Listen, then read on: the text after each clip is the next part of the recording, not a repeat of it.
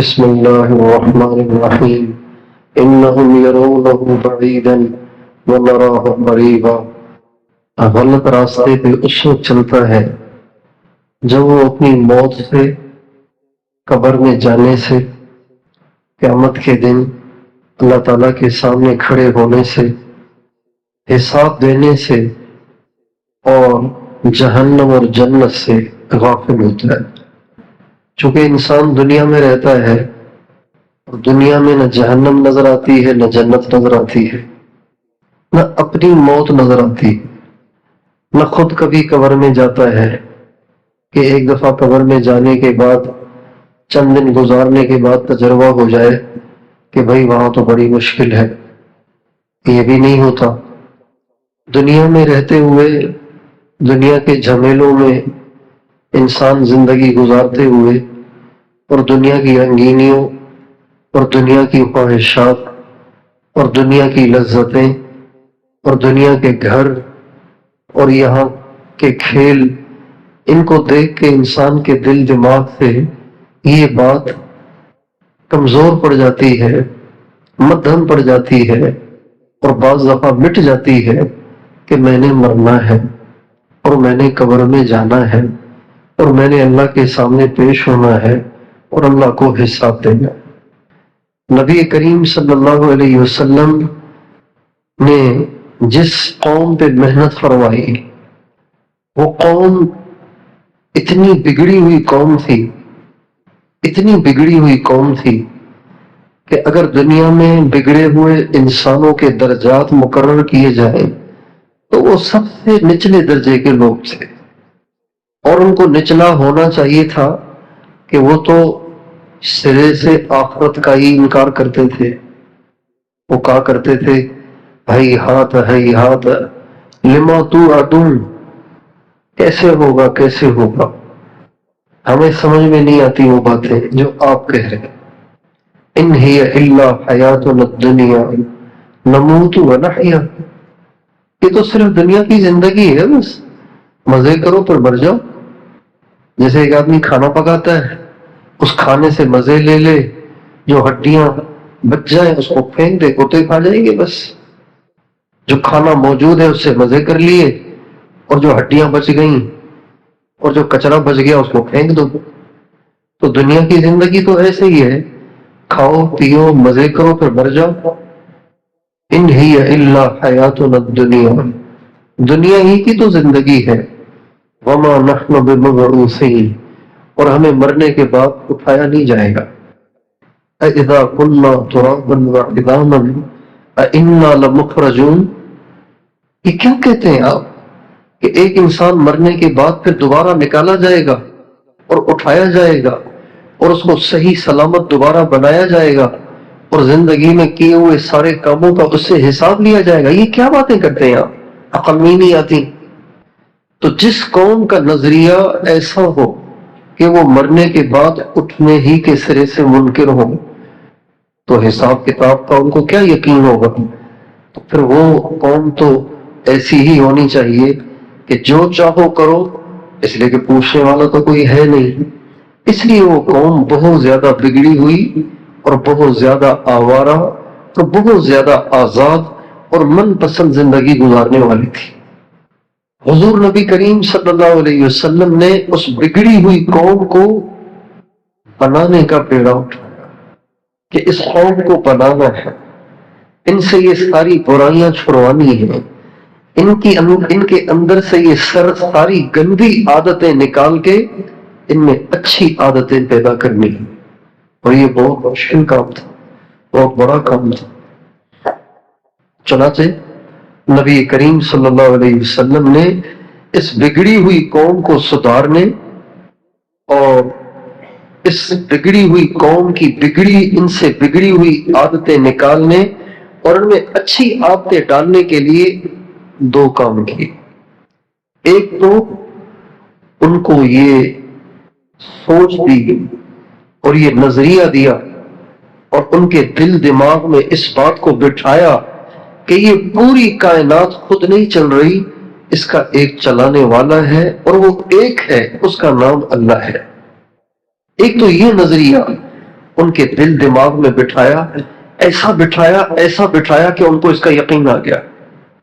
کسی بگڑے ہوئے کے بننے کے لیے سب سے پہلا جو قدم ہے وہ یہ ہے کہ اس کے دل دماغ میں اللہ کا نظریہ پیدا کیا جائے، اس کو اللہ کا یقین دلایا جائے، اس کو اللہ پاک کی عظمت اور اللہ پاک کی بڑائی سمجھائی جائے کہ اس پوری کائنات پہ جس ذات کا کنٹرول ہے، یہ پوری کائنات جس ذات کی مٹھی میں ہے، اور اس پوری کائنات میں جس کی مرضی چلتی ہے اس کا نام اللہ ہے، اور وہ صرف ایک ہے، اس کے ساتھ کوئی نہیں، اور وہ ایسا ہے کہ اس جیسا کوئی نہیں، اور وہ ایسا ہے کہ اس کا ہمسر کوئی نہیں، وہ ایسا ہے کہ اس کا ہمدم کوئی نہیں، وہ ایسا ہے کہ اس کی ٹکر کا کوئی نہیں، اس کا ثانی کوئی نہیں، اس کا شریک کوئی نہیں، اور وہ ایسا ہے کہ جو سب کچھ کر سکتا ہے۔ بہت سے کام ایسے ہوتے ہیں نا جو اختیار سے باہر ہوتے ہیں۔ پہلوان چاہے کتنا موٹا ہو، کتنا طاقتور ہو، لیکن ایک لمٹ ایسی آئے گی جو کہے گا بھئی یہ نہیں کر سکتا ہوں۔ اچھا جی یہ 2.5 من کی بوری ہے گندم کی، آپ اس کو اٹھا لیں، اچھا دوسری بھی اٹھا لیں، ہو سکتا ہے کہ ایسا بھی کوئی ہو، لو جی یہ دوسری اٹھا لی، ہاں جی تیسری بھی اٹھا لیں، اب بس اس سے زیادہ نہیں۔ ہر طاقتور کی ایک لمٹ ہوتی ہے، اس کے اختیارات کی ایک لمٹ ہوتی ہے، اس کی طاقت کی ایک لمٹ ہوتی ہے۔ اللہ وہ ذات ہے، وما انتم بمعجزین وما کان اللہ لیعجزہ من شیء۔ اللہ وہ ذات ہے جس کو کوئی چیز عاجز نہیں کر سکتی، وہ عاجزی سے پاک ہے، وہ کسی کام سے عاجز آ جانے سے پاک ہے، وہ سب کچھ کر سکتا ہے۔ وہ جو سمجھ میں آتا ہے وہ بھی کر سکتا ہے، اور جو سمجھ میں نہیں آتا وہ بھی کر سکتا ہے۔ اسباب سے بھی کرتا ہے، بغیر اسباب کے بھی کرتا ہے، طاقتور اسباب سے بھی کرتا ہے، کمزور اسباب سے بھی کرتا ہے، تھوڑے اسباب سے بھی کرتا ہے، اور اسباب بالکل نہ ہو پھر بھی کرتا ہے۔ اب دنیا میں جتنے انسان ہیں یہ سارے انسانوں سے بن رہے ہیں، مرد عورت سے ایک انسان بنتا ہے، ایک مرد عورت سے کئی انسان بنتے ہیں، پھر ان کئی انسانوں سے کئی انسان بنتے بنتے 7 ارب انسان بن گئے۔ لیکن پہلا انسان کس نے بنایا؟ اللہ نے بنایا۔ ساری دنیا میں کتنے قسم کے پرندے ہیں، یہ پرندے بھی پرندوں سے نر اور مادہ سے بن رہے ہیں، لیکن پہلا پرندہ کس نے بنایا؟ اللہ نے بنایا۔ ساری دنیا کی گندم ہی سے وجود میں آ رہی ہے، لیکن گندم کا پہلا دانہ کس نے بنایا؟ ساری دنیا میں آم کی گھٹلیوں سے نکلتے ہیں، لیکن پہلا آم کس نے بنایا؟ پہلا تربوز کس نے بنایا؟ پہلا تربوزہ کس نے بنایا؟ پہلا مرچ کس نے بنایا؟ پہلا پھول کس نے بنایا؟ پہلا گنا کس نے بنایا؟ پہلا کیلا کس نے بنایا؟ یہ ساری چیزیں بنانے والی ذات اللہ کی ہے۔ یہ جو کانسیپٹ ہے، یہ جو نظریہ ہے، یہ نظریہ انسان کے سیدھا ہونے کے لیے سب سے پہلا قدم ہے۔ اس لیے ہمارے گھروں میں اللہ کے بہت تذکرے ہونے چاہیے، ہماری مجلسوں میں اللہ کے بہت تذکرے ہونے چاہیے، ہماری زبان پہ اللہ کا نام بہت ہونا چاہیے۔ اگر ہم سب اپنی 24 گھنٹے کی زندگی کا جائزہ لیں گے نا، تو ہماری زندگی میں، ہماری 24 گھنٹے کی زندگی میں اللہ کا تذکرہ ہے ہی نہیں۔ اگر ہے بھی تو برائے نام۔ جو نمازی ہیں بس وہ نماز میں اللہ اکبر اللہ اکبر اللہ اکبر، یہ بھی نہیں پتا ہوتا کہ میں کیا کہہ رہا ہوں۔ اللہ کے تذکرے نہیں۔ گھروں میں ماں باپ اپنے بچوں کو لے کے بیٹھے ہوئے ہوں اور اللہ کی باتیں کر رہے ہوں، 4 دوست آپس میں بیٹھے ہوئے اللہ کی باتیں چل رہی ہیں۔ حضرت عبداللہ ابن رواحہ رضی اللہ تعالیٰ عنہ حضرات صحابہ کرام کو کہا کرتے تھے، تعال بنا نذکر اللہ ساعتن، آؤ ذرا بیٹھو کچھ اللہ کو بیٹھ کے یاد کریں، اللہ کے بیٹھ کے تذکرے کریں، اللہ کی بیٹھ کے باتیں کریں۔ جیسے مثلا مجھ سے کوئی حضرت جی کا خادم مل جائے مجھے، میں اس کو کوئی، یار بیٹھو تھوڑی سی حضرت جی کی باتیں تو سنا ہے، ملاقات تو ہوتی نہیں، اس سے بیمار ہے، چلو آپ کچھ تذکرے تو سناؤ نا۔ ہاں جی ماشاءاللہ آپ مفتی تقی عثمانی صاحب کے ساتھ بہت سال رہے ہیں، ذرا بیٹھے، ذرا تھوڑی سی ان کی باتیں تو سناؤ نا۔ ماشاءاللہ آپ نے حاجی صاحب کو بہت قریب سے دیکھا ہے، ذرا بیٹھے کچھ سنائے نا، حاجی صاحب کیسے تھے؟ تعال بنا نذکر اللہ ساعتن، ذرا بیٹھو نا، کچھ اللہ کی باتیں کریں نا۔ ہمارے حاجی صاحب کو اللہ تعالیٰ نے اس کی ایک دھن دی تھی، دھن جس کو دھن کہتے ہیں، جنون جس کو کہتے ہیں، وہ دی تھی۔ جیسے بعضوں کو موبائل کی دھن ہوتی ہے نا، سلام پھیرا فوراً موبائل نکالتے، لیٹتے ہیں تو لیٹتے ہی پہلے موبائل دیکھتے، آنکھ کھلتی ہے تو اٹھنے کی دعا پڑھتے ہیں، نہ آنکھیں ملتے ہیں، نہ اٹھ کے ہاتھ دھوتے ہیں، نہ منہ دھوتے ہیں، نہ مسواک کرتے ہیں، نہ پیشاب کرتے ہیں، نہ اٹھ کے کوئی نماز پڑھتے ہیں، اللہ کا نام لیتے ہیں، اٹھتے ہی پہلے چیک کرتے ہیں جتنے گھنٹے سویا ہوں اس میں کتنے میسیجز آئے ہیں، کس کس نے کیا کیا اسٹیٹس لگایا۔ دھن، جنون، سوار، اللہ تعالیٰ نے ہمارے حاجی صاحب پہ اللہ تعالیٰ کے تذکرے سوار کر دیے تھے۔ وہ جب تک اللہ کا تذکرہ نہیں کرتے تھے ان کو چین ہی نہیں آتا تھا۔ ایک دفعہ ہم گئے بیان کے لیے، ان کا بیان تھا مستورات میں، کہیں دور جانا تھا، تو ہم گئے، تو میں پیچھے بیٹھا تھا۔ جب گاڑی میں بیٹھے تو حاجی صاحب نے فرمایا فاصلوں کو تکلف ہے ہم سے اگر مگر، یہ ہم تو لگاؤ، ڈرائیور سے کہا، چنانچہ اس نے یہ لگائی، فاصلوں کو تکلف ہے ہم سے مگر، اگر یا مگر ہیں اگر ہم بھی بے بس نہیں بے سہارا نہیں۔ تو ایسا سارا راستہ سنتے رہے اور یوں جھومتے رہے۔ پھر وہاں پہنچے، بیان کیا، لیکن طبیعت اتنی خراب تھی کہ بیان بیٹھ کے نہیں کر سکے، لیٹ کے بیان کیا، لیٹ کے بیان کیا، اور اس کے بعد پھر واپس آ گئے۔ جب ہم واپس پہنچے تو جو ہی آ کے بستر میں بیٹھے تو فرمانے لگے کہ پریشان سے تھے، تو میں نے کہا کہ آپ اداس اداس پریشان پریشان لگ رہے ہیں۔ فرمانے لگے پریشان اس پہ ہوں کہ آج میں نے بیان میں اللہ کو نہیں بولا، تو اللہ مجھے معاف کرے، میں نے عرض کیا حضرت آپ کے بیان میں اور ہوتا ہی کیا ہے، اللہ کے ثواب تو ہوتا ہی کچھ نہیں، نہ آپ کوئی نبیوں کے واقعات سناتے ہیں، نہ صحابہ کے واقعات سناتے ہیں، نہ کوئی قیامت کی باتیں کرتے ہیں، نہ کوئی جنت کی باتیں کرتے ہیں، نہ جہنم کی باتیں کرتے ہیں، آپ کا بیان تو اللہ اللہ ہی ہوتا ہے۔ فرمائیں گے نہیں، میں نے آج اللہ کو بیان نہیں کیا جیسے بیان کرنا چاہیے تھا۔ تو میں نے کہا پھر اللہ کو کیسے بیان کرنا چاہیے؟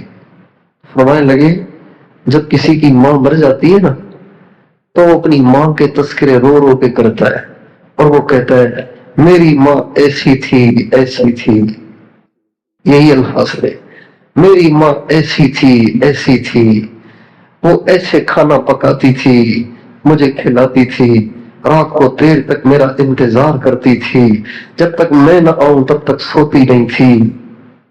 اس طرح ہمیں اپنی ہر مجلس میں، ہر محفل میں، ہر نشست میں، ہر بات میں ہمیں یہ کہنا ہے ہمارے اللہ ایسے ایسے، ہمارے حضور ایسے ایسے۔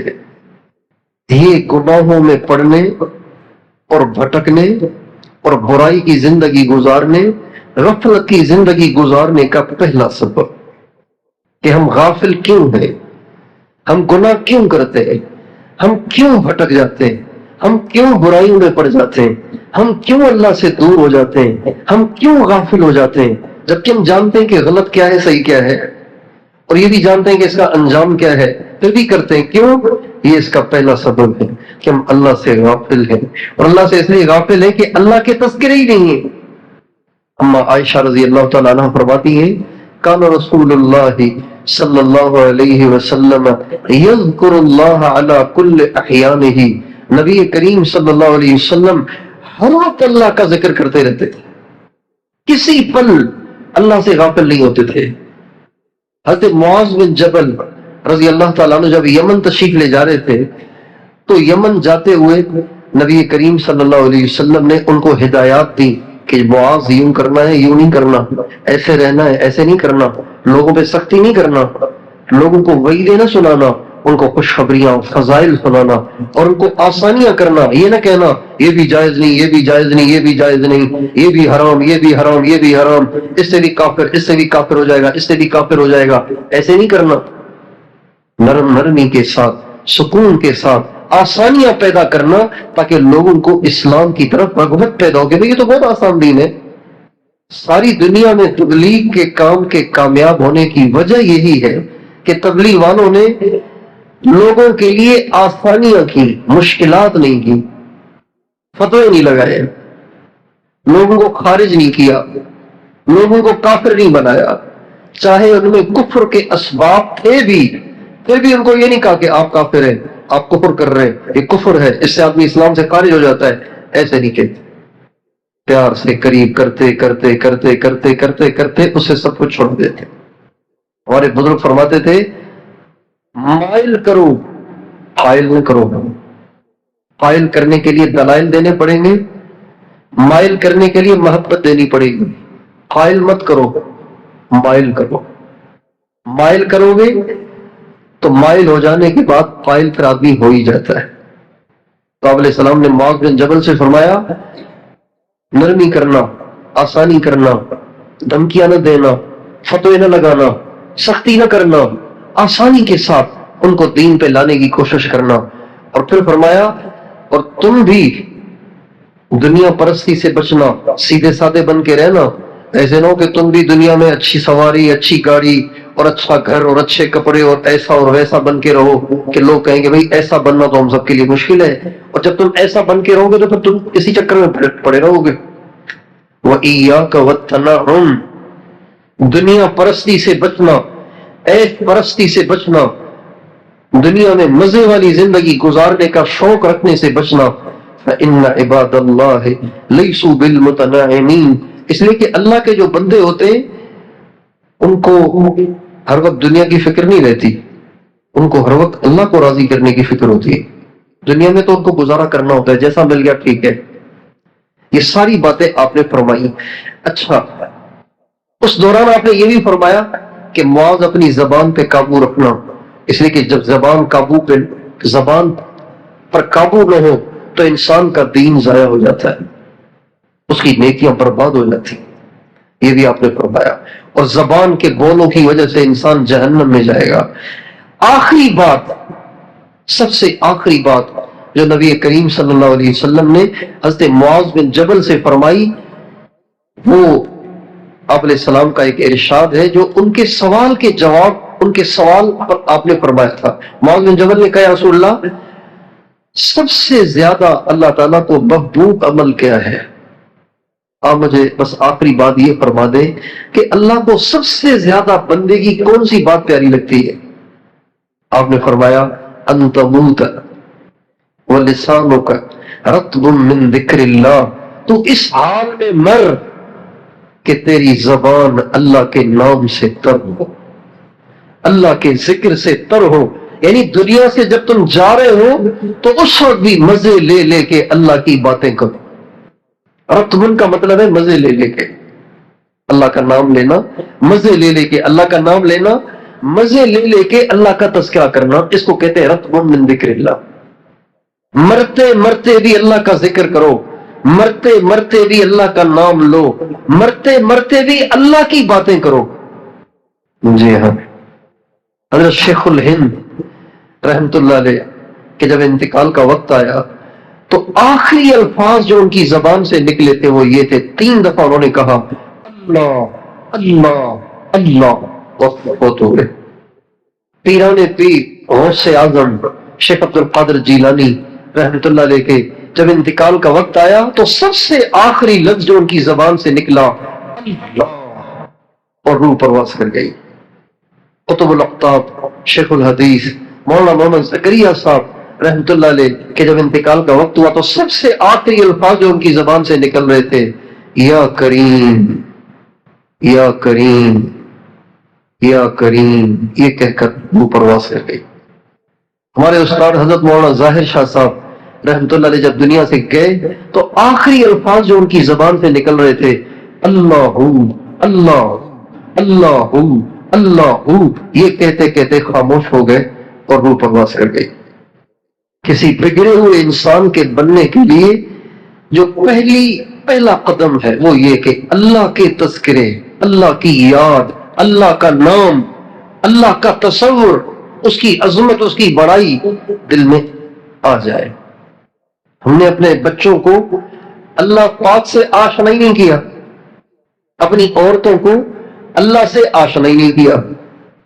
جب گھر میں جاؤ کپڑوں کی، جوتوں کی، کھانے کی، پینے کی، بجلی کی، گیس کی، بل کی، کوئی چیز ٹوٹ گئی اس کے بنانے کی، فلاں نے یوں کہا، فلاں نے یوں کہا، فلاں نے یوں کہا، 24 گھنٹے اللہ کا غیر جب ہمارے سننے میں آ رہا ہے، 24 گھنٹے جب اللہ کے غیر کے تذکرے کانوں کے ذریعے سے دل میں جا رہے ہیں تو بتائیے اللہ کہاں سے آئے گا؟ امام الاولیاء حضرت مولانا احمد علی صاحب لاہوری رحمۃ اللہ علیہ روزانہ 10,50,000 مرتبہ صرف اللہ کے نام کا ذکر کرتے۔ مجھے ایک عالم نے فون کیا کہ میں نے یہ بات سنی ہے آپ کے بارے میں کہ آپ یوں کہتے ہیں، آپ اس کی تصدیق کریں کہ واقعی آپ کہتے ہیں یا ویسے ہی سن۔ میں نے کہا نہیں، حقیقت ہے۔ 10 لاکھ میں نے اپنے شیخ سے سنی ہے اور میں نے خود کتاب میں بھی پڑھی ہے، ان کی سوانح نوری میں بھی پڑھی ہے۔ 10,50,000 مرتبہ اللہ کا نام لیتے تھے۔ چنانچہ جب ان کا انتقال ہوا، کسی نے ان کو خواب، ان کے ایک خلیفہ نے ان کو خواب میں دیکھا۔ مجھے حضرت آپ کے ساتھ کیا ہوا؟ کہ اللہ تعالیٰ نے مجھے کھڑا کیا اور اللہ تعالیٰ نے مجھ سے پوچھا احمد علی تو اتنا مجھے کیوں یاد کرتا تھا؟ سبحان اللہ، تو اتنا مجھے کیوں یاد کرتا تھا؟ کہ یا اللہ آپ کے خوف کی وجہ سے، آپ سے ڈر لگتا تھا تو آپ کو یاد کرتا تھا تاکہ آپ کو رحم آئے مجھ سے۔ تو فرمایا جا تمہیں معاف کرتا۔ تو انہوں نے پوچھا حضرت پھر جب آپ اللہ سے ملے تو آپ کا کیا اکرام ہوگا؟ کہ کچھ نہ پوچھو، کیا اکرام ہوا؟ اتنا اکرام ہوا کہ جو بہت زیادہ تھا۔ کہ کچھ تو بتائیں۔ کہ تھوڑا سا یہ ہے کہ جب میں اللہ پاک کے پاس پہنچا تو فرمایا احمد علی تمہارے آنے پر میانی صاحب کے قبرستان میں مدفون کروڑوں مسلمانوں کو میں تمہاری آمد کی خوشی میں معاف کرتا ہوں۔ جس قبرستان میں مولانا احمد علی لاہوری صاحب کی قبر ہے وہ کوئی 900 سال پرانا ہے اور وہ کئی کلومیٹروں میں ہے، کئی کلومیٹروں میں پھیلا ہوا ہے، کروڑوں آدمی ہیں وہاں پہ۔ کہ جتنے یہاں مسلمان دفن ہیں ان سب کی بخشش کرتا ہوں صرف تمہارے آنے کی خوشی میں۔ اللہ تعالیٰ کا جو تذکرہ ہے، اللہ تعالیٰ کا جو نام ہے، اللہ تعالیٰ کا جو ذکر ہے، اس میں شروع میں مزہ نہیں آتا، لیکن جب آدمی اس کو کرتا رہے اور کرتا رہے اور کرتا رہے تو پھر اللہ تعالیٰ ایسا اس کو چسکا لگا دیتے ہیں، ایسی اس کو لذت دے دیتے ہیں، ایسی اس کو حلاوت دے دیتے ہیں کہ پھر اس کو اس کے بغیر چین نہیں آتا۔ دنیا کی گھٹیا چیزوں کے عادی جب تک ان گھٹیا چیزوں کو استعمال نہیں کرتے ان کو مزہ نہیں آتا، تو اللہ کے پاک نام کی لذت کے کیا کہنا۔ چرسی چرس نہ پیے تو انہیں مزہ نہیں آتا، نسواری نسوار نہ کھائے انہیں مزہ نہیں آتا، شرابی شراب نہ پیے تو انہیں مزہ نہیں آتا۔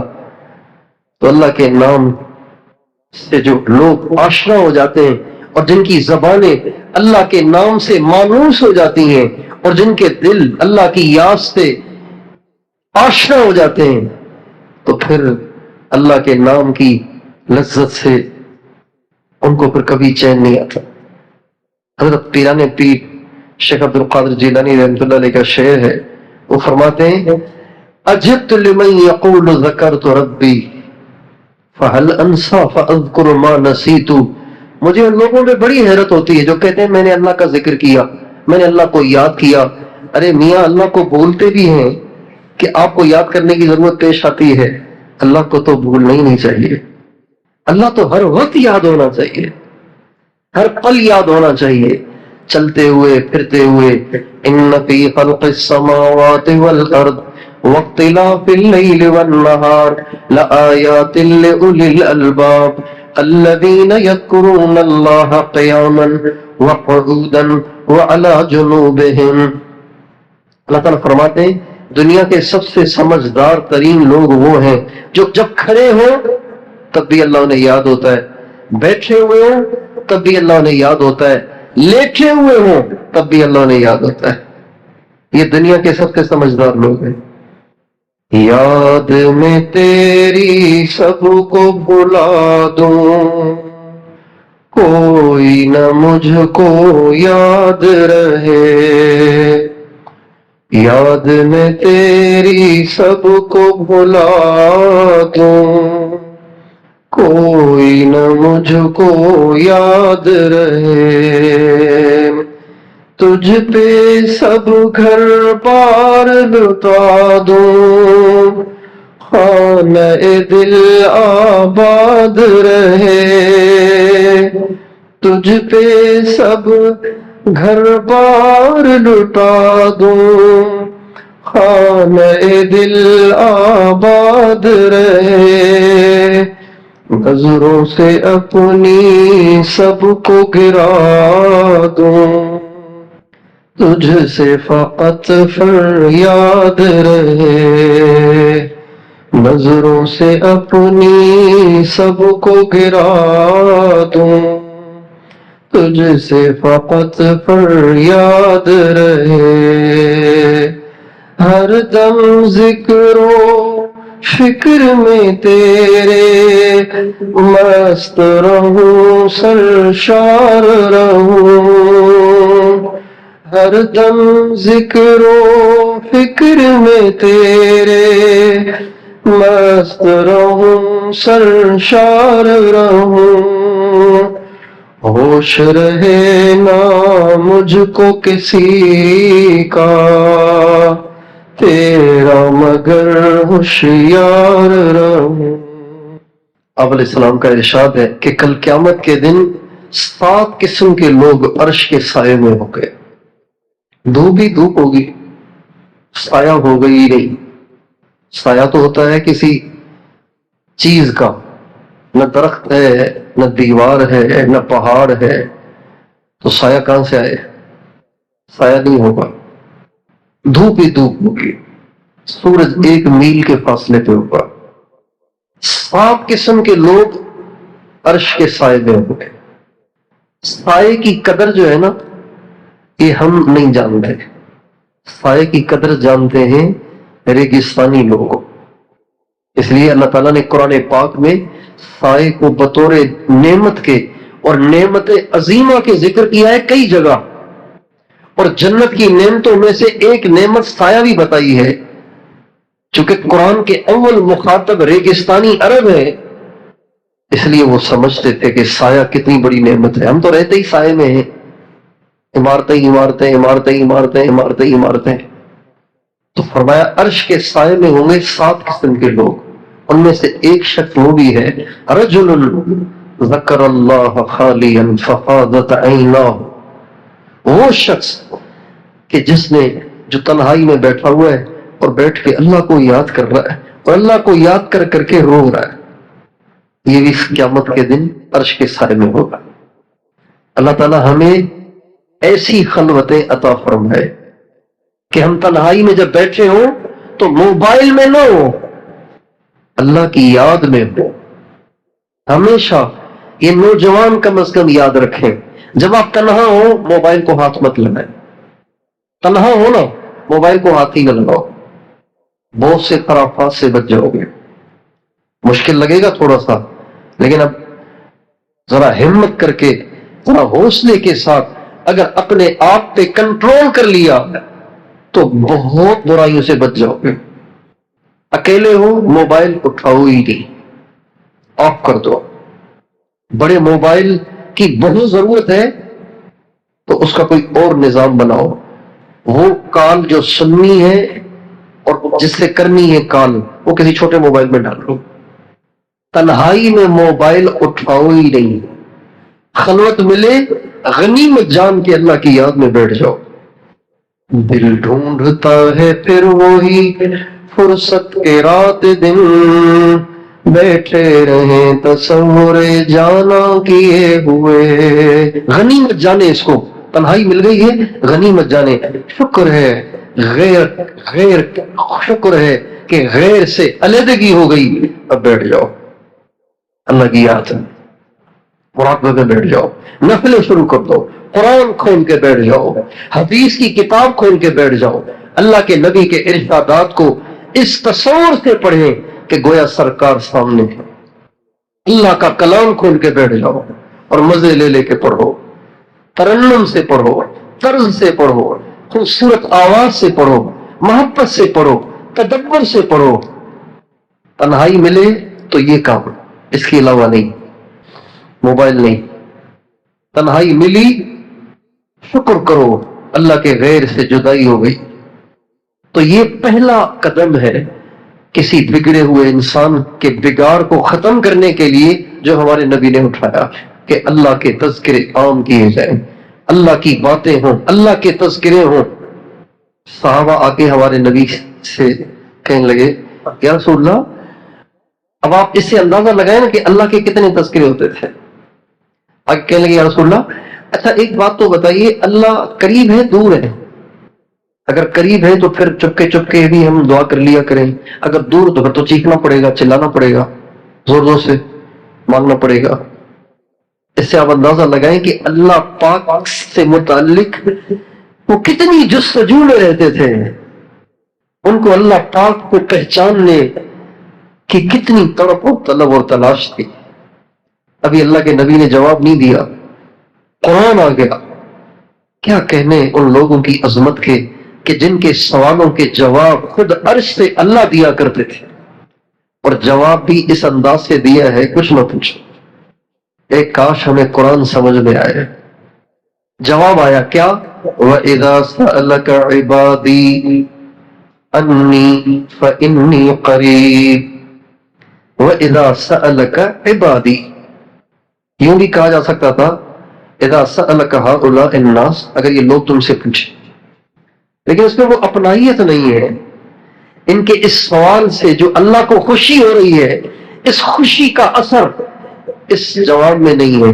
لیکن یہ جو جواب ہے نا قرآن میں، اس میں اس بات کا اثر ہے کہ اللہ تعالیٰ کو ان کے اس سوال سے کتنی خوشی ہوئی ہے. اللہ تعالیٰ فرما رہے ہیں وَإِذَا سَأَلَكَ عِبَادِي عَنِّي، جب آپ سے پوچھیں میرے بندے میرے بارے میں، فَإِنِّي قَرِيبٌ. اچھا، کلام کے لہجے کا تقاضا یہ بنتا ہے کہ یہاں اللہ کے نبی یہاں اللہ یوں فرماتے وَإِذَا سَأَلَكَ عِبَادِي عَنِّي فَقُلْ إِنِّي قَرِيبٌ. اے میرے نبی، جب میرے بندے میرے بارے میں آپ سے پوچھیں تو آپ ان سے کہیں کہ اللہ قریب ہے. وَإِذَا سَأَلَكَ عِبَادِي عَنِّي فَقُلْ إِنَّهُ قَرِيبٌ. لہجے کا تقاضا یہ ہے. لیکن اللہ تعالیٰ نے ایسے لگ رہا ہے جیسے اللہ تعالیٰ نے جب اپنے نبی کو جواب مرحمت فرمایا اور فرمایا وَإِذَا سَأَلَكَ عِبَادِي عَنِّي، اے نبی انہوں نے آپ سے پوچھا ہے، مجھ سے تو نہیں پوچھا، آپ سے پوچھا ہے، تو آپ سے جب میرے بندے میرے بارے میں پوچھیں یہاں تک کہہ کے پھر ایسے لگ رہا ہے جیسے اللہ تعالیٰ نے کہا ٹھیک ہے نبی آپ ذرا ہٹ جائیں، میں خود ان کو جواب دیتا ہوں. وَإِذَا سَأَلَكَ عِبَادِي عَنِّي، جب میرے بندے مجھ سے آپ کے بارے میں پوچھیں، آپ اس طرف ہوں، اور میں قریب ہوں، تمہارے دور نہیں ہوں. خود ہی کہہ رہے میں قریب ہوں، حضور کو نہیں، حضور سے نہیں کہلوا رہے، خود کہہ رہے میں قریب ہوں. یہ آیت اس سوال کے جواب میں اتری ہے.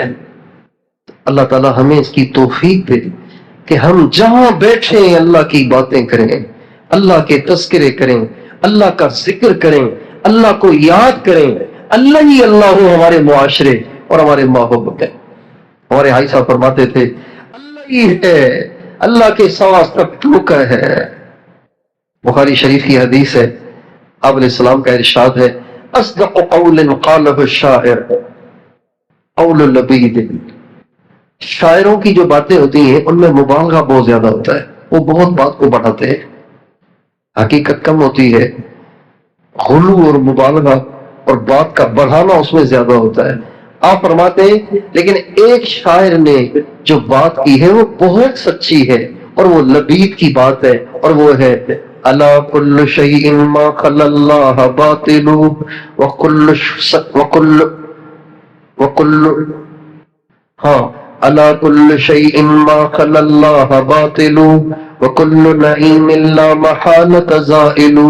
یہ ایک شاعر کا قول ہے اور وہ مسلمان نہیں تھا جس نے کہا تھا. یہ آپ فرماتے ہیں اس شاعر نے جو سب سے سچی بات کہی ہے وہ یہ کی ہے کہ سنو اللہ کے علاوہ سب جھوٹ ہے، اللہ ہی اصل میں سچ ہے، اور ساری نعمتیں ختم ہو جانے والی ہیں، دنیا میں کسی کے پاس کچھ نہیں رہے گا، جس کے پاس جو کچھ ہے وہ ایک دن چھوٹے گا، ختم ہو جائے گا. تو کیا خیال ہے ہم اپنے معاشرے کو اللہ کے نام سے، اللہ کے تذکروں سے اور اللہ کی یاد سے آباد کریں گے انشاءاللہ؟ یہ سب سے پہلی چیز ہے. دوسری چیز جو ہمارے نبی نے اس قوم کے دل دماغ میں بٹھائی وہ تھی آخرت. چونکہ وہ تو منکر تھے، وہ تو کہتے تھے مرنے کے بعد تو اٹھائے ہی نہیں جائیں گے، مرنے کے بعد تو زندہ ہی نہیں ہوں گے، مرنے کے بعد حساب کتاب کا آئے گا، مر گئے تو ختم ہو گئے. نبی کریم صلی اللہ علیہ وسلم نے ان کے دل دماغ میں یہ بات بٹھا دی کہ نہیں، مر کے ختم نہیں ہونا، مرنے کے بعد اٹھنا ہے اور اٹھ کے اللہ کے سامنے پیش ہونا ہے. مرنے کے بعد قبر میں جانا ہے اور قبر میں جانے کے بعد پڑے نہیں رہنا. قبر یا تو جنت کا باغیچہ بن جاتی ہے یا جہنم کی آگ کا گڑھا بن جاتی ہے. سانپ بھی آتے ہیں، بچھو بھی آتے ہیں، آگ بھی جلتی ہے، جہنم کی کھڑکیاں بھی کھلتی ہیں اور جنت کے بچھونے بھی بچھائے جاتے ہیں اور جنت کی کھڑکیاں بھی کھولی جاتی ہیں، جنت کی ٹھنڈی میٹھی اور مہکدار ہوائیں بھی آتی ہیں. یہ بھی ہوتا ہے، وہ بھی ہوتا ہے، یہ بھی ہوتا ہے. کسی کے ساتھ وہ ہوتا ہے، کسی کے ساتھ یہ ہوتا ہے. یہ ہمارے نبی نے ان کے دماغ میں ڈال دی تھی. اور مرنے کے بعد اٹھایا جائے گا، پیشی ہوگی، اللہ کے سامنے کھڑا کیا جائے گا، ہر چیز کا حساب لیا جائے گا، اللہ ہر چیز کا پوچھیں گے. یہ دیکھا کیوں تھا، یہ بولا کیوں تھا، یہ سنا کیوں تھا، ادھر کیوں گئے تھے، یہ کیوں پکڑا تھا، اس کو کیوں چھوا تھا، یہ کیوں کھایا تھا، یہ کیوں پیا تھا. یہ سب پوچھو. اس کے اتنے تذکرے ہوئے اور اس کے یقین کی اتنی محنت ہوئی کہ بس ان پہ ہر وقت یہی چیز سوار رہتی تھی، ہر وقت یہی چیز سوار ہوتی تھی، ہر وقت یہی چیز سوار ہوتی تھی. اور وہ دنیا کے ساتھ کسی طرح سے دل لگانے کے لیے تیار نہیں ہوتے تھے. وہ بالکل دنیا میں پھنسنے کے لیے اور دنیا میں اپنے آپ کو الجھانے کے لیے کسی صورت تیار نہیں ہوتے تھے. حضرت سلمان فارسی مدائن کے گورنر تھے، اتنا بڑا عہدہ، کتنی دنیا ان کے پاس آئی. ایران فتح ہو گیا یعنی کسرا، اور روم فتح ہو گیا یعنی کیسر. یہ سب فتح ہو گئے، دنیا کی بڑی بڑی طاقتیں ٹوٹ پھوٹ گئیں، ریزہ ریزہ ہو گئیں، اور ان کے سارے خزانے مسلمانوں کے قدموں میں آ پڑے. لیکن حضرت سلمان فارسی باوجود اس کے کہ مدائن کے گورنر ہیں، ساری زندگی گھر ہی نہیں بنایا. کبھی کسی درخت کے سائے میں لیٹ گئے، کبھی کسی دیوار کے سائے میں لیٹ گئے، کبھی کہیں لیٹ گئے، کبھی کہیں لیٹ گئے، اور ایسے اپنا ٹائم پاس کر لیا. حضرت حذیفہ نے کہا حضرت گھر تو بنائیے، اچھا نہیں لگ رہا، لوگ مذاق اڑاتے ہیں، اچھا نہیں لگ رہا، یہ آپ کم از کم کوئی سر چھپانے کی جگہ تو بنائیں. تو غصہ آ گیا، ناراض ہو گئے. حضرت حذیفہ بیٹھے، کہا حضرت سن تو لیں کہ ہم آپ کے لیے کیسا گھر بنانا چاہتے ہیں. کہا کیا چاہتے ہو؟ کہ ہم آپ کے لیے ایسا گھر بنانا چاہتے ہیں جب آپ لیٹیں تو آپ کے پاؤں دیواروں سے لگے، ایک طرف آپ کا سر لگے، ایک طرف آپ کے پاؤں لگے، جب آپ کھڑے ہو تو آپ کا سر چھت کے ساتھ لگا ہوا.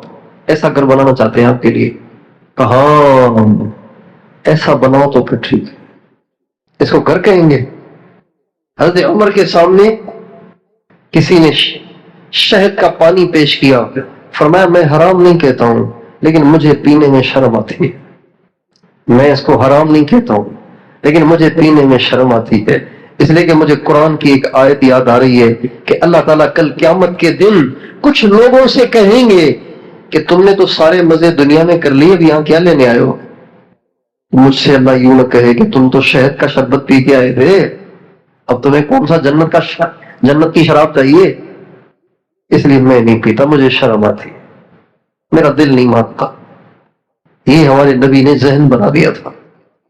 اب بتائیے جس کا یہ ذہن بن جائے وہ گڑبڑ کرے گا؟ بولیے بھائی، سارے بولیں، وہ گڑبڑ کرے گا؟ وہ کسی کو ستائے گا؟ وہ کسی کا دل دکھائے گا؟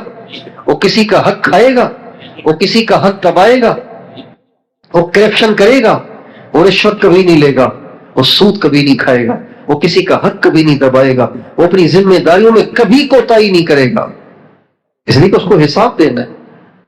آپ صلی اللہ علیہ وسلم ایک دفعہ تشریف فرما تھے اور آپ نے قرآن پاک کی آیت پڑھی، یا ایھا الذین آمنوا قوا انفسکم واہلیکم نارا وقودها الناس والحجارہ اعدت للکافرین۔ اے ایمان والو، اپنے آپ کو اور اپنے اہل و عیال کو دوزخ سے بچاؤ، اور دوزخ کوئی یہاں کی آگ جیسی آگ نہیں ہے، اس کا ایندھن لکڑیاں نہیں ہے، اس کا ایندھن انسان اور پتھر ہے۔ ایک شخص بیٹھے ہوئے تھے، کہنے لگے یا رسول اللہ، اچھا وہاں کے جو پتھر ہیں، اب ہم اور آپ ہوں گے تو ہم کہیں گے سبحان اللہ کتنا اچھا قرآن پڑھ رہے ہیں، لیکن وہ تو جو سنتے تھے اس کا یقین کرتے تھے۔ تو فوراً کہنے لگے یا رسول اللہ، اچھا وہ جو اللہ فرما رہے ہیں کہ اس کا ایندھن پتھر ہوں گے، تو وہ پتھر یہاں جیسے ہوں گے یا کوئی الگ پتھر ہوں گے؟ وہ آپ نے فرمایا جہنم کا ایک پتھر دنیا کے سارے پہاڑوں سے بڑا ہوگا۔ جب یہ فرمایا تو اس نے ایک چیخ ماری اور گر گیا اور شہید ہو گیا۔ یہ ذہن بنایا تھا حضور نے۔ حضرت حذیفہ لیٹے ہوئے بیمار ہیں، ان کی بیوی پاس بیٹھی ہوئی ہے، تو حضرت حذیفہ رونے لگے، تو پاس بیٹھی ہوئی بیوی بھی رونے لگی۔ جب وہ بیوی رونے لگی تو حضرت حذیفہ نے کہا تم کیوں رو رہی ہو؟ کہا آپ رو رہے ہیں اس لیے میں بھی رو رہی ہوں۔ کہا میں تو اس لیے رو رہا ہوں کہ مجھے قرآن کی آیت یاد آ گئی، وَإِن مِّنكُمْ إِلَّا وَارِدُهَا كَانَ عَلَىٰ رَبِّكَ حَتْمًا مَّقْضِيًّا۔ اللہ تعالیٰ فرماتے ہیں کہ دنیا کا کوئی بھی انسان ایسا نہیں جس کو جہنم پر سے گزرنا نہ ہو، ہر ایک نے جہنم پر سے گزر کے جنت میں جانا ہے۔ جہنم ہے، اس کے اوپر پل بنا ہوا ہے جس کو پل صراط کہتے ہیں، اس پر سے گزر کے جنت میں جانا ہوگا جس نے جانا ہوگا۔ پل صراط پر سے گزرنا ہے، اب کوئی گزر جائے گا کوئی گر جائے گا اور نیچے دوزخ ہوگی۔ اب میں رو رہا ہوں کہ پتہ نہیں میں گزر سکوں گا کہ نہیں۔ یہ حضور نے ذہن بنایا تھا۔ ہمارے بچوں کا کیا ذہن ہے؟ ہمارے مردوں کا کیا ذہن ہے؟ ہماری عورتوں کا کیا ذہن ہے؟ یار دیکھو بھائی کیمرے لگے ہوئے، بھائی خیال سے چلنا ذرا، یہ ذہن بنا ہوا ہے ہمارا۔ دیکھو چالان نہ ہو جائے، اسپیڈ میں ذرا کنٹرول میں رہنا، اسپیڈ بڑھانا نہیں، چالان ہو جائے گا۔ کیمرے لگے ہوئے ہیں یہاں پہ، دیکھو یار دیکھ تو نہیں رہا، ابو تو نہیں دیکھ رہے۔ یہ ہمارے معاشرے کا یہ ذہن بنا ہوا ہے۔ یہ ذہن نہیں بنا ہوا کہ اگر یہ ہو گیا تو قبر میں کیا ہوگا، اگر یہ ہو گیا تو قیامت میں حساب کیسے دوں گا۔ یہ ذہن نہیں ہے، اس لیے بگاڑ ہے۔ اگر یہ ذہن بن جائے تو ساری دنیا سدھر سکتی ہے۔ سچ پوچھے، ساری دنیا کے انسانوں کے دماغ میں اللہ کو ڈال دیجئے اور ان کو آخرت کا یقین دلا دیجئے، ان کے سر پہ کھڑے ہونے کی بالکل ضرورت نہیں، یہ خود سیدھے چلیں گے، خود ٹھیک رہیں گے۔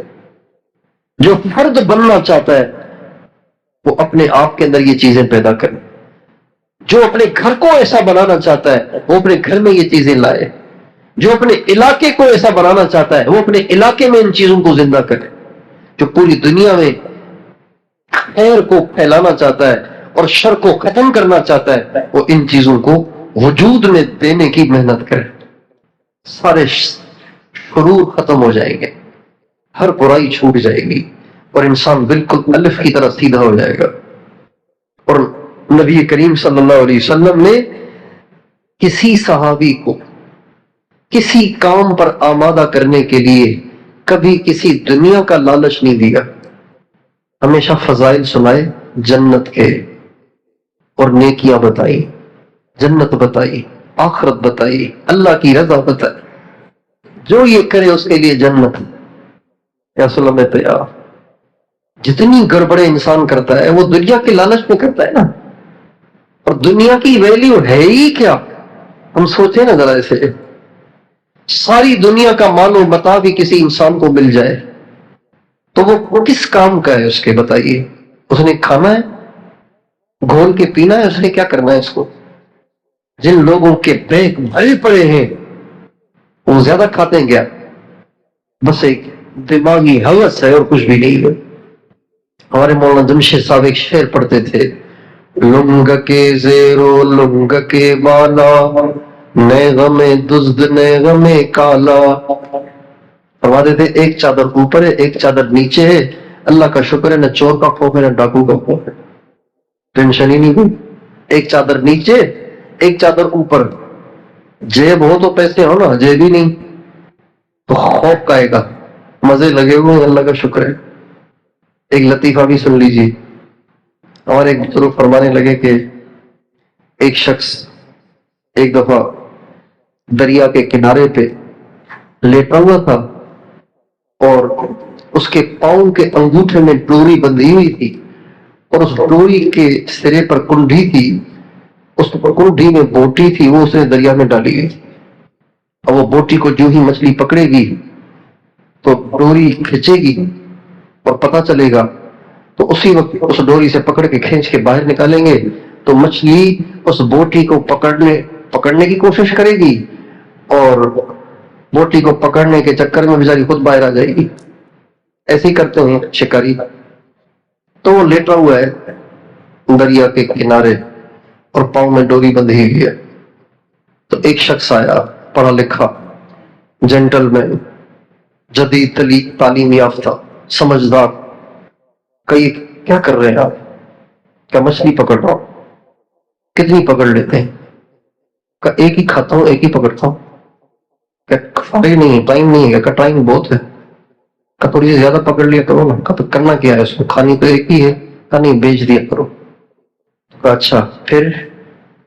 کہ پیسے ملیں گے۔ کہ پیسوں کیا کرنا ہے؟ کہ اکٹھے کرو۔ اچھا پھر؟ کہ کرتے رہو، روزانہ کرتے رہو پیسے اکٹھے۔ پھر کیا ہوگا؟ کہ جب اتنے پیسے اکٹھے ہو جائیں تو چھوٹی سی کشتی خرید لینا۔ کہ پھر کیا کرنا ہے؟ کہ پھر آگے جا کے تھوڑا سا زیادہ مچھلیاں پکڑنا، جو کہ یہاں کنارے پہ تو کوئی آتی ہے، آگے جاؤ گے تو زیادہ ملیں گی، زیادہ مچھلیاں پکڑنی۔ کہ پھر زیادہ پکڑ کے زیادہ بیچنا۔ کہ پھر جب زیادہ بکیں گی تو زیادہ پیسے ملیں گے۔ کہ پھر وہ پیسے بھی اکٹھے کرنا۔ کہ پھر جب زیادہ پیسے اکٹھے ہو جائے تو پھر بڑی کشتی لینا۔ تو بڑی کشتی لے کے پھر کیا کرنا ہے؟ کہ ذرا اور آگے جانا۔ کہ وہاں کیا ہوگا؟ کہ وہاں اور زیادہ مچھلیاں ہوں گی۔ کہ پھر زیادہ مچھلیاں پکڑنا۔ کہ پھر بیچنا، پھر زیادہ پیسے جمع کرنا۔ کہ پھر آخر ہوگا کیا؟ کہ جب زیادہ پیسے جمع ہو جائے تو پھر بحری جہاز لے لے۔ کہ پھر تو بس دنیا ہی دنیا ہوگی، پھر تو مزے ہوں گے۔ کہ پھر مزے سے بیٹھ کے کھانا۔ تو ابھی میں کون سی پریشانی میں ہوں؟ اتنا لمبا راستہ بتا رہے ہو تم مجھے، باولے کہیں گے، پاگل کہیں گے۔ اللہ کا شکر ہے سکون سے لیٹتا ہوں، مچھلی آ جاتی ہے، جا کے کھاتا ہوں، کوئی ٹینشن ہی نہیں مجھے۔ اتنا لمبا راستہ، پریشانی کا راستہ بتا رہے ہو تم مجھے، ابھی مجھے کون سی پریشانی ہے؟ یہ ہے پڑھے لکھوں کا دماغ، اور یہ ہے اللہ پہ توکل کرنے والوں کی سوچ۔ یہ جتنے ارب پتی ہیں یہ کیا کھاتے ہیں؟ آپ ایک دماغی ہوس، وہ تو کبھی انسان کی ختم نہیں ہوگی۔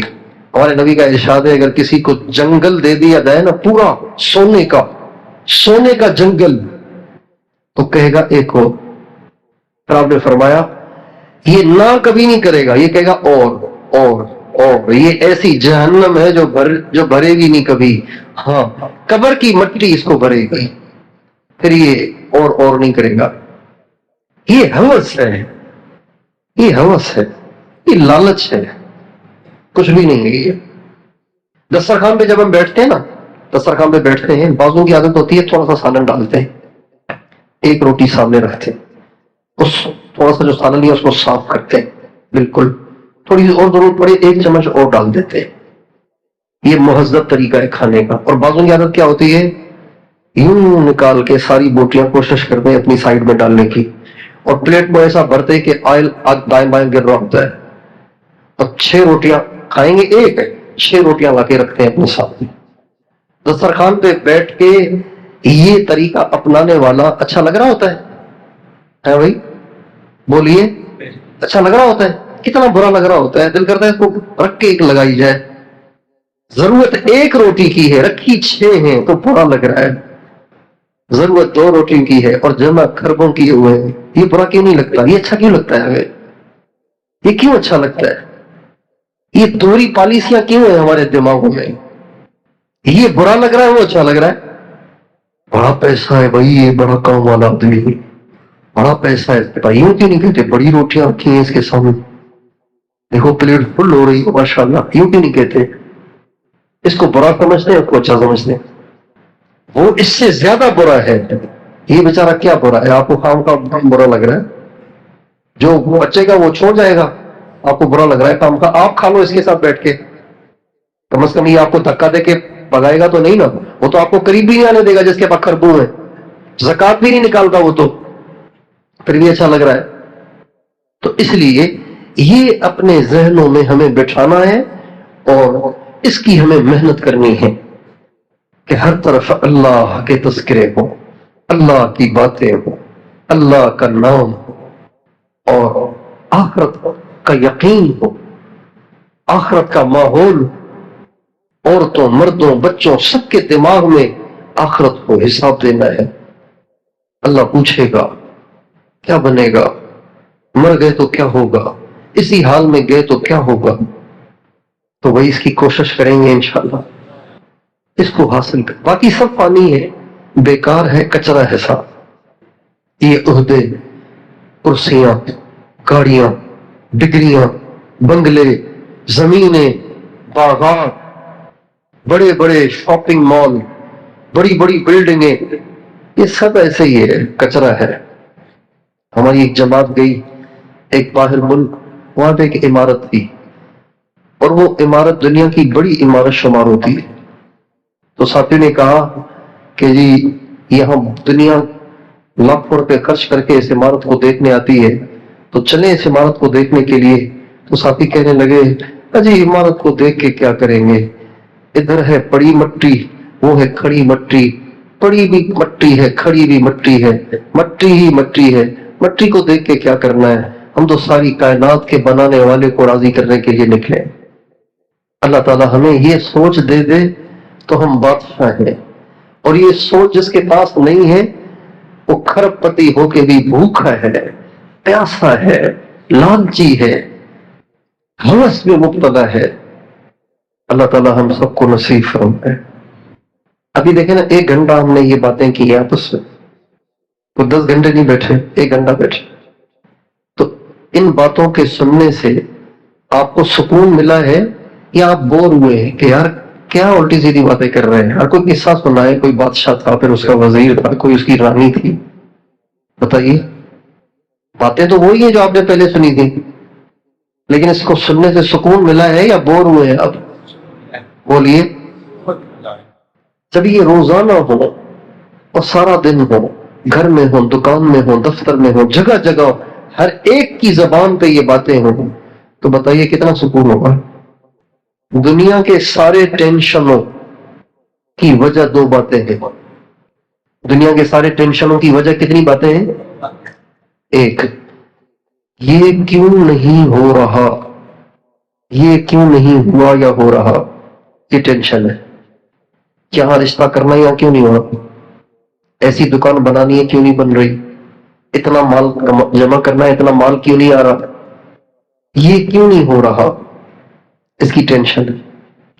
اور دوسری ٹینشن یہ کیوں ہو گیا، میں بیمار کیوں ہو جاتا ہوں، میرے گھر میں ہر وقت کوئی نہ کوئی مسئلہ کیوں ہے، میری بیوی کیوں بیمار ہے، مجھے بچہ کیوں نہیں ہو رہا، مجھے لڑکا کیوں نہیں ہو رہا، صرف لڑکیاں ہیں، لڑکا کیوں نہیں ہو رہا، کیوں ہو گیا اور کیوں نہیں ہو گیا.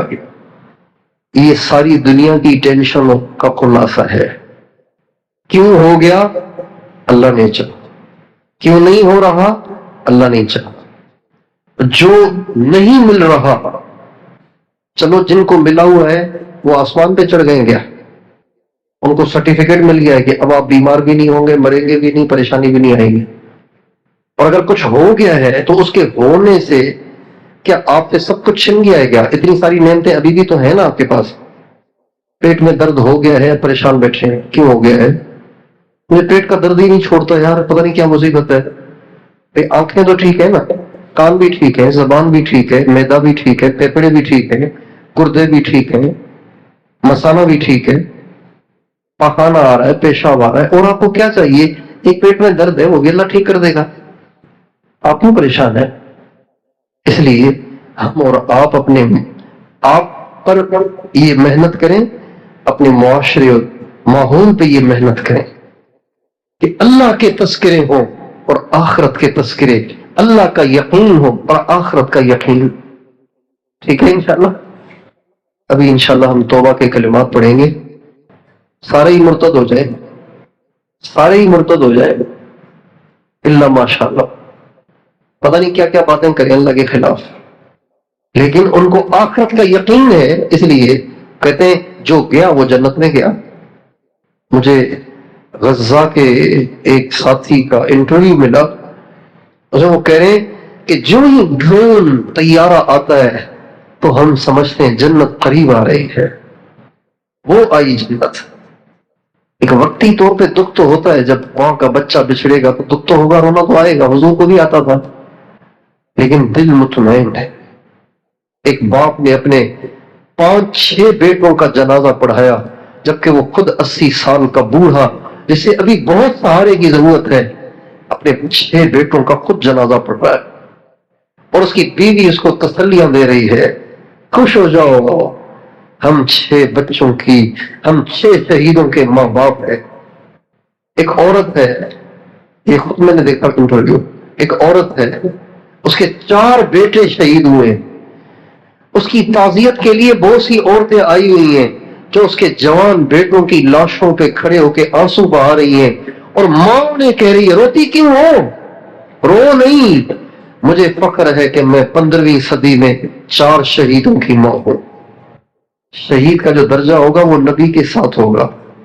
شہید کا درجہ نبی کے ساتھ ہوگا. اوپر نبی نیچے شہید، اوپر نبی نیچے شہید. اور جس ماں کے ماں باپ بچوں کے ساتھ ہوگی، بچے ماں کے ساتھ ہوں گے، ماں بچوں کے ساتھ ہوگی، تو جس کے 4 بچے شہید ہوں اس ماں کے کیا کہنے، اس کو کیا رتبے ملیں گے. اس لیے ہم اللہ، آخرت، اس کے تذکرے، اس کا یقین، اس کا ماحول، اس کی ہم کوشش کریں.